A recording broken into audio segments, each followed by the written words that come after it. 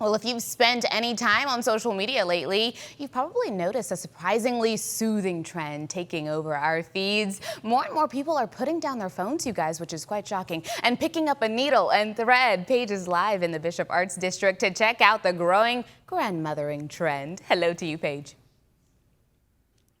Hey, good morning to you. Good morning, Texas, and welcome to Mimi's Needlepoint. I'm excited to introduce you to two very special people. This is Madeline and Amelia Alford, cousins, first cousins, that decided to jump on this trend of more home crafting, courtesy of Grandma, and create a magical store here in Bishop Arts. I'm so excited to talk to you.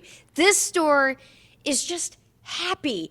Tell me a little bit about your background, why you two decided, you were in completely different careers, doing something so different. Why did you decide to jump ship and open up a needlepoint store? Yeah, well, thank you for being here. We both decided to leave the corporate world. I worked in marketing. Amelia is a CPA, and open this store. I actually texted Amelia and said, hey, I've circled around so far on this hobby. What if we made our own line? And so we actually started with our own line, Mimi's Needlepoint, on Etsy, and it just really grew. And so we looked at each other and said, there's really a community out here that's looking to get into this craft. Let's open our own store so we can really teach everyone how to needlepoint. Well, and both of you being millennials, I have to say I'm so proud of you to see that you've decided to kind of step away from corporate America, do something different, and lean into this trend that's becoming increasingly popular. And let me just say that the canvases that you create are so specialized and creative, and many of them are hand painted. I'm curious if you wouldn't mind, Amelia, tell us about some of these wonderful canvases that you've created. Yeah, so some of our popular canvases are Everyone Loves Dogs, and then we also have some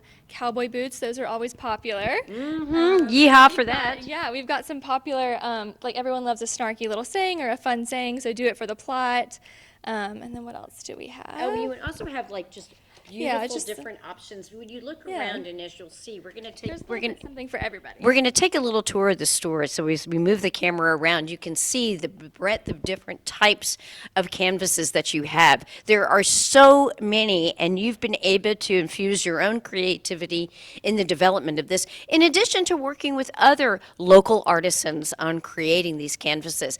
They are so Each one is so unique, and it really speaks to the unique personalities of those that are picking up needlepoint.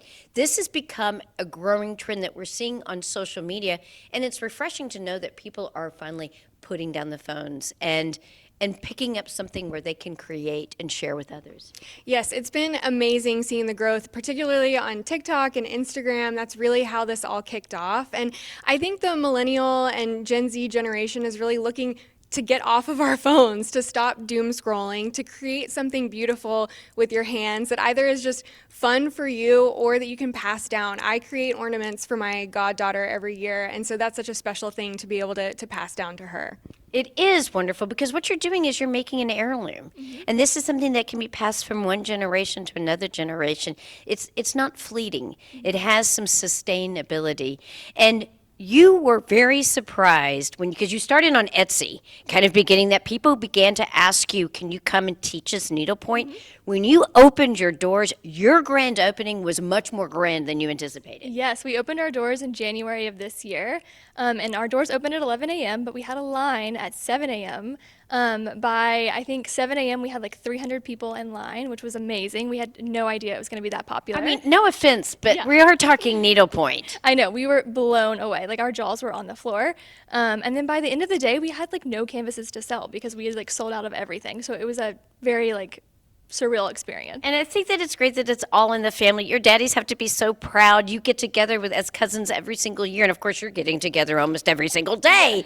And it's wonderful to see that you've been able to create something. This is like a magical experience. As a matter of fact, as we mentioned before, you do teach classes, and so we're going to take a little bit of lesson coming up later on in the show where I'm going to be picking up a needle and thread and see what I can do when it comes to exploring this new but yet old tradition of needlepoint. I want to thank you both so much, and we're going to be coming back soon. And welcome to Mimi's Needlepoint. This is an opportunity for you to really express your creativity. I want to remind people we've got Madeline and we've got Amelia Alford, first cousins that decided to jump ship from their corporate jobs and create a wonderful place where people can learn an old school skill that has lasting impact for generations. Now, if you're a beginner, no worries, check it out. They will set you up with a beginner's kit, and let me just say, I am certainly a beginner in this craft. Madeline is going to be going through some of the initial techniques, and we're going to have Amelia demonstrate some of that.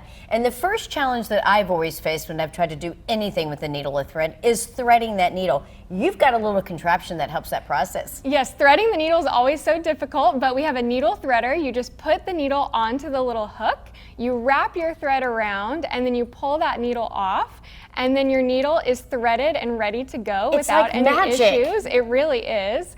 And then what we do is we like to start with the continental stitch. So we teach this stitch. It's kind of the basic 10 stitch that we start all beginners with because it's the simplest and most ready to go.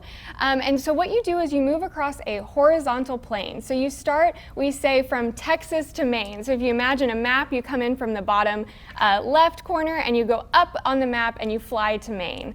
So I can get you started right here, but I believe in you. You've got it. I don't think I do, but we're going to give it a whirl. I know this is tiny, but it also just kind of speaks to the intricate aspects of needlepoint and how beautiful the craft can be. And remember, all of these canvases, not all of them, but many, many, many of them are handmade, hand painted. So it's creativity from start to finish. So here I am from Texas to Maine. Do I put my needle in here? Correct. Yes, it's just like paint by number, but with thread. So everywhere that there is a pink cross or intersection, you're going to cover with pink thread. All right, so ladies and gentlemen, this is my very first stitch here. I think you're an expert already. Oh, now stop all that. So then I do from Maine to where? Now you do from Texas to Maine again. So you're going to go over to the one and then go back through down in Maine. What I love about this, what I love about this craft also is that you can do this. It gives your mind a rest. And in our world where we have so many different distractions, it allows you to focus your energy and focus on your time and something that, as I mentioned, has a real lasting impact. Everything is so fleeting, especially with the dawn of social media, and we have a tendency to scroll. And what do we get from that? Exactly. If we're not scrolling and we're instead doing something like this that's creative, that really is just a change of mindset and a much needed change of mindset. Let's talk a little bit also about we have some finished products here too. And the world of needlepoint, as we've talked about, has certainly exploded. So many different options, and we have some finished work. Tell me, how long does it take, for example, to do a pillow such as that? That pillow, it would probably take, I don't know, 50 hours to stitch the whole thing, potentially, depending on if you do it all in basket weave or a decorative stitch and how fast you are as a stitcher. Everybody's different. And then the finishing takes quite a long time, but it is well worth it. That pillow, I think, took 6 months after dropping it off to the finisher to getting it back, which just speaks to the rise of popularity in needlepoint. It just is taking longer to get things finished. Well, and yes, so you're having a hard time getting vendors because they're having a difficult time keeping it in stock. But also, the interesting thing about this is that it's not instant gratification. Exactly. You're allowing yourself to have the time to enjoy. This has been such a joy to be a part of this. I urge you to come, take a class, come and explore. It's a completely different craft. And look, I'm doing it, and that means you certainly can do it. Ladies, we appreciate it. Thank you. All right, you can find out more information by checking out their website. The information is on your screen.